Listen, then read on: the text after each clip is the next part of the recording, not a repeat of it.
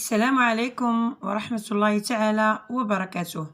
أهلا وسهلا بكم أعزائي التلاميذ في درس جديد من دروس الاجتماعيات ومكون التاريخ من كتاب الجديد في الاجتماعيات مستوى الرابع ابتدائي الصفحتين 29 و30.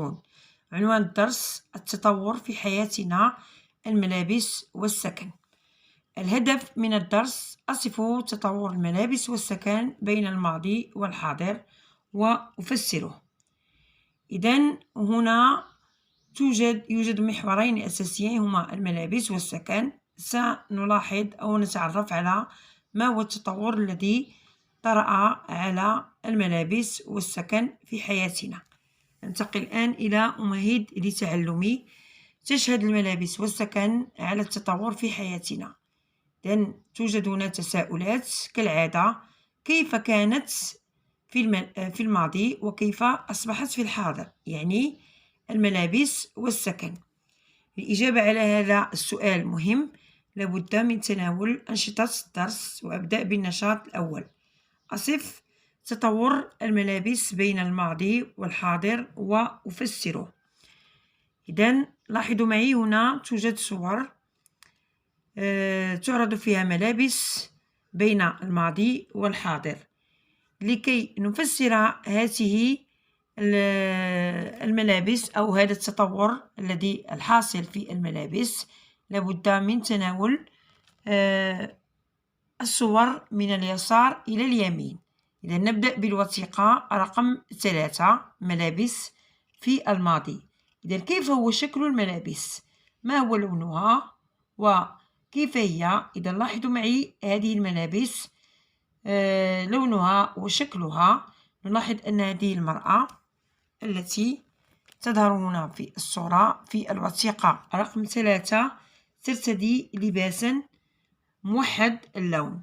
لاحظوا جيدا إنه موحد اللون، بالإضافة إلى أنه واسع وفضفاض، بمعنى أنه عبارة عن قطعة واحدة، أي أن هذا اللباس هو عبارة عن لباس بورنوس. أما الرجل لاحظوا معي هنا جيدا فيرتدي لباسا صوفيا وهو أيضا لون موحد، إلا أنه قديم جدا. ننتقل الآن إلى الصورة رقم 2. لاحظوا جيدا، إذن اللباس هنا تغير، حيث أصبحت المرأة ترتدي جلبابا مع نقاب. لاحظوا هذا النقاب كيف هو شكله، أي أنه لباس محتشم. أما الرجل فلا زال يرتدي الجلباب مع وضع العمامة على رأسه. هذه هي العمامة التي توجد على رأس هذا الرجل. أما بالنسبة للوثيقة رقم 1، إذا لاحظوا معي جيدا كيف هو هذا اللباس. إذا تغير اللباس كثيرا، بمعنى هناك تغير كبير طرأ على الملابس بعد أن كانت ملابس تقليدية ومحتشمة، أي أن أصبحت ملابس من قطع مختلفة الألوان. لاحظوا هذه المرأة ترتدي قميصا وسروالا، لأنهما ليس موحدا اللون. لاحظوا جيدا كذلك بالنسبة للرجل، بمعنى أن ملابس مزركشة وضيقة بعد أن كانت فضفاضة وذات هندام عصري وأوروبي. إذن هذا هو اللباس الذي أصبح الآن في الحاضر منتشرا بشكل كبير. لاحظوا جيدا إذن بالنسبة للفتاة التي تحملها أيضا المرأة أو الأم، إذن هي بدورها ترتدي لباسا ضيقا وليس موحد اللون، لا بالنسبة للقميص ولا بالنسبة للسروال. إذن هذا فيما يخص الملابس. والصفحة 29. الآن سننتقل إلى الصفحة 30 لكي نمر إلى السكن. نأخذ الآن نشاط رقم 2: أصف السكن بالمغرب في الماضي والحاضر وأفسر هذا التطور.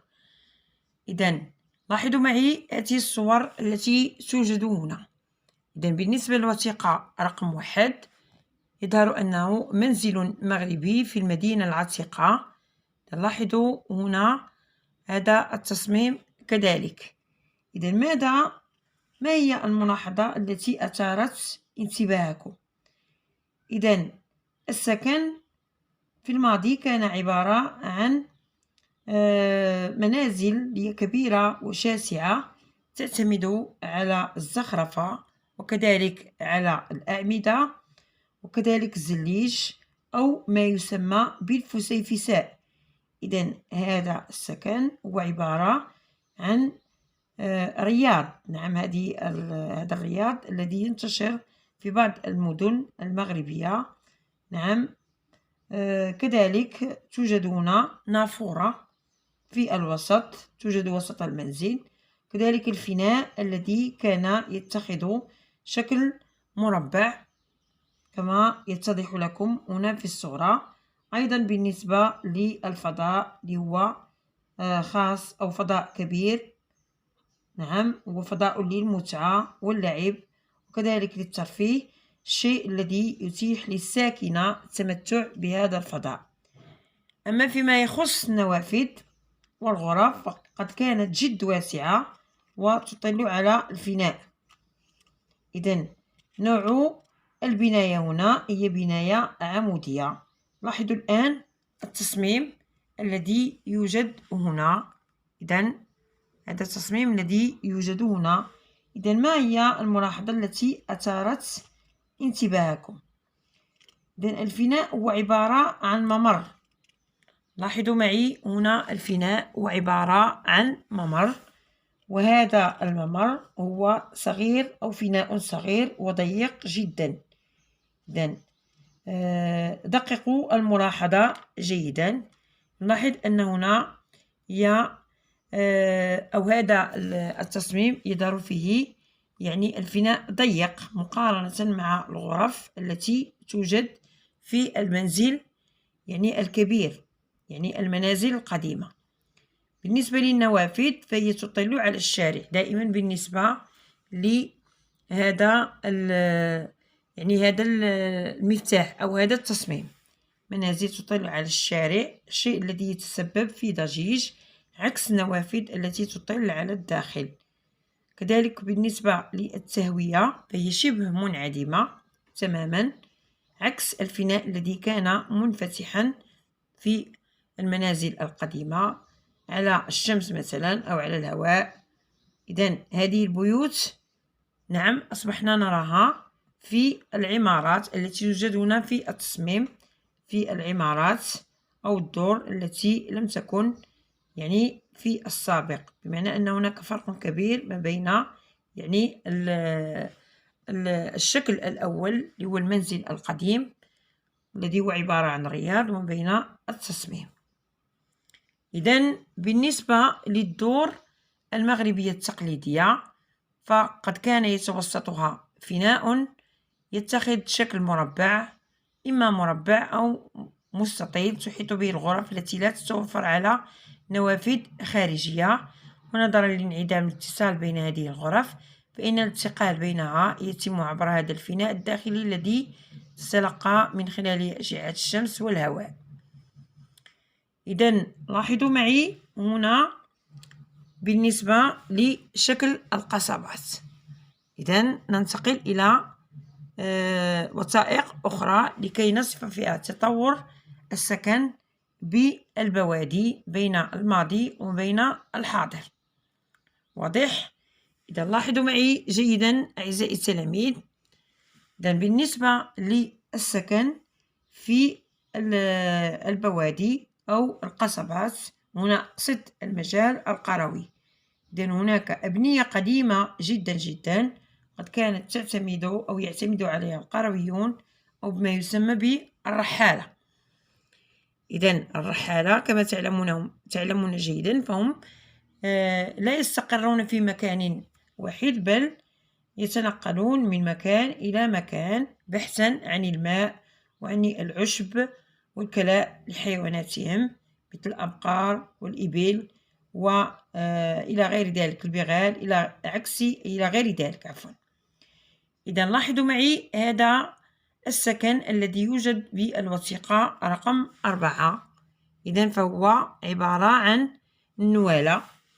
إذا النوالة ماذا نقصد بها؟ هي عبارة عن خيمة بسيطة، نعم، يحملها الرحالة من مكان إلى مكان، بمعنى أنها هي سهلة للحمل، يضعونها أينما وجدوا العشب كما قلت لحيواناتهم، والماء أيضا متنقلين، فهم رعاة. وهي تشبه شكل أهرام صغيرة مصنوعة من ماذا؟ مصنوعة من بعض المواد البدائية كالطين مثلا أو أغصان الأشجار. بالنسبة للوثيقة رقم 5، هناك يظهر أنه سكن بالقرية في الحاضر.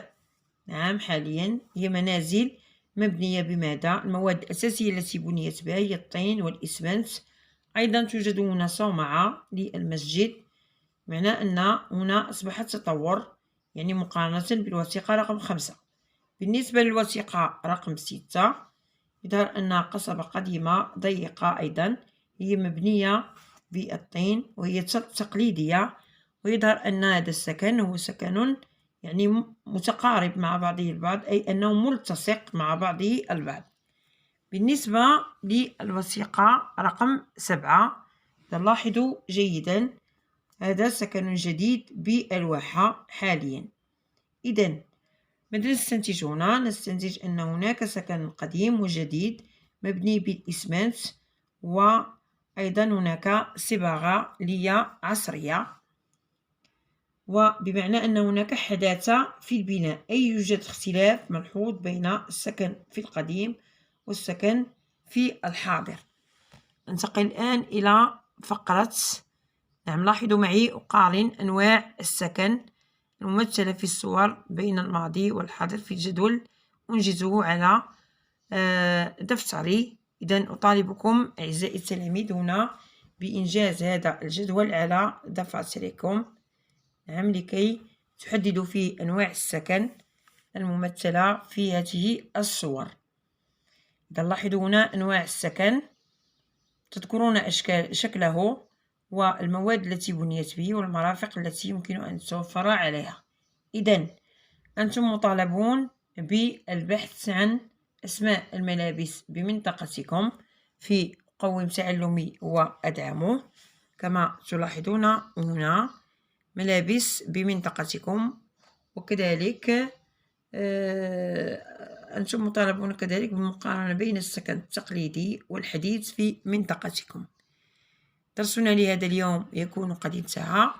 شكرا لكم على حسن الانتباه، وإلى اللقاء في فرصة مقبلة بحول الله.